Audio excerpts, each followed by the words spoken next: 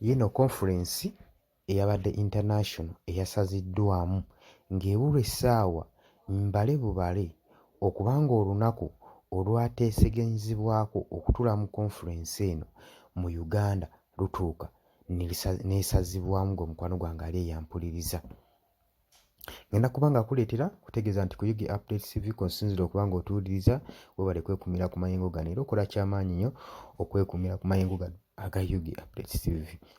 Baganda bange mbakulisaayo obwakedde nnyo mwebale nnyo ekyo gye mutuusaako engalo wabula ggwe ate naakubanga osubscribinga kutegeeza nti genda mu maaso subscribinge ku Yugi Updates TV tubeere nga tutumbula amayengo gano aga Yugi Updates TV. Kaakati nno munnange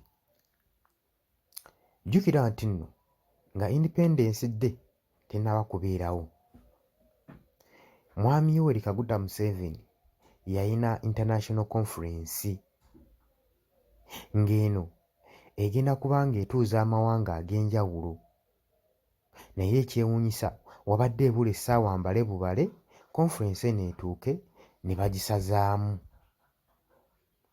olwa mikolo ebikujjuko eyabadde bigenda mu maaso ku lunaku olwokusatu nga bakuza anniversary eya Independence Day wano mu Uganda.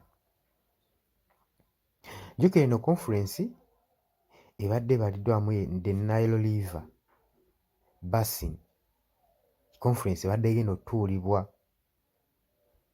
Kale nno heads owa state government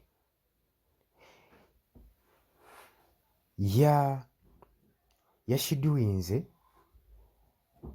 mu kibuga Kampala n'agamba nti no conference eno postpondinze tugyongeddeyo paka mu first quarter y'omwaka ogujja, paka mu first quarter y'omwaka ogujja ojja okuddamu okuba nga tutegeka olutuula wamu. Era eno decision yakonfamingiddwa ne Foreign Affairs Department Secretary Vincent Bagire, naye teyawadde special reason lwaki conference eno ya postpondingiddwa yayongeddwayo paka mwaka gujja. Kaakati nno jjukira nti nno original plan eno conference eno yali yakutuula nga 17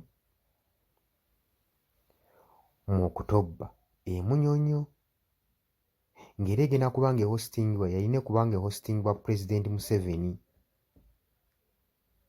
naye eno cancellation yazze oluvannyuma lw'abakulembeze okusalawo okuba nga tebagenda kwatendinga Independence ey'enkaaga-mu-2 anniversary ku lunaku olwokusatu, nga baagala kusalawo kujja mu Kampala for Nile Basin Summit. Kati Museveni olwakirabye ekyo n'agamba ekitegeeza bano tebaagala kwatendinga anniversary yange eya Independence, baagala genda mu Nile River Basin Summit n'asobola okuba nga agikansolinga. Jjukira nti no Nile Basin Initiative eno emanyikiddwa nga Intergovernmental Partnership, enkolagana ewamu eri mu gavuments ng'ebalirwamu gavuments 10 ze tuyita Nile Basin countries. Omwo mwe muli Uganda, Burundi, Congo, DRC Congo, Egypt, Ethiopia, Kenya, Rwanda, Sudan, South Sudan ne Tanzania. Mulimu ne Eritrea nayo yali eparticipatinga nga basin countries. Omwo ne Uganda ng'ogigaseemu. Zino Eritrea yo yali ezzenga observer mu nsonga eno. Jjukira nti no summit eyasooka eya Nile Basin countries yakiikibwa yaheldingibwa mu June 2017 wano mu Uganda, era yahostingibwa ne President Museveni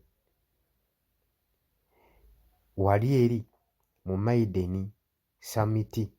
Mr. Museveni yayita heads of states okubanga bakola social transformation ku bantu baayo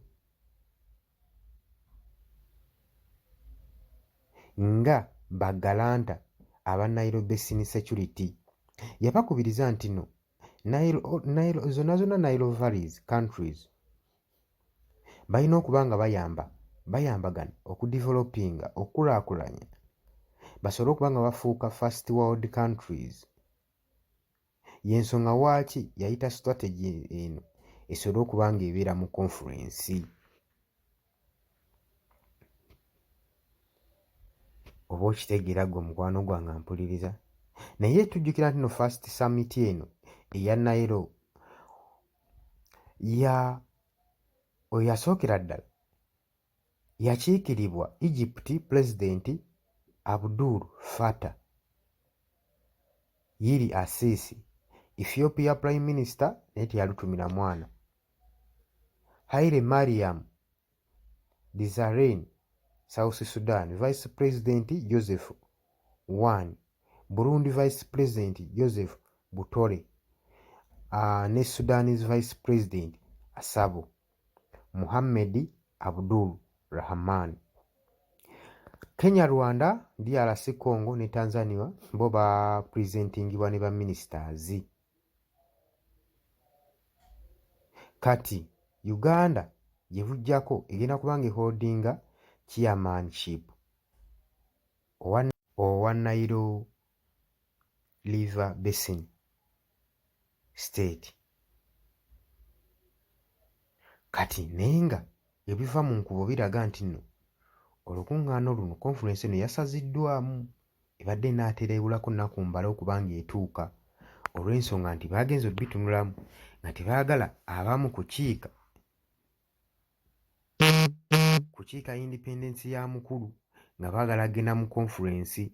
Omukulu n'asalawo n'agamba sijja bikkiriza conference eno ne bagiprospondinga paka mu mwaka gujja. Muganda wange gwe ali ampuliriza. Buli mawulire gonna gwe weetaaga okumanya tugenda kuba nga tugakuleetera, gujjamu mu comment section, sharinga, likinga, subscribinga.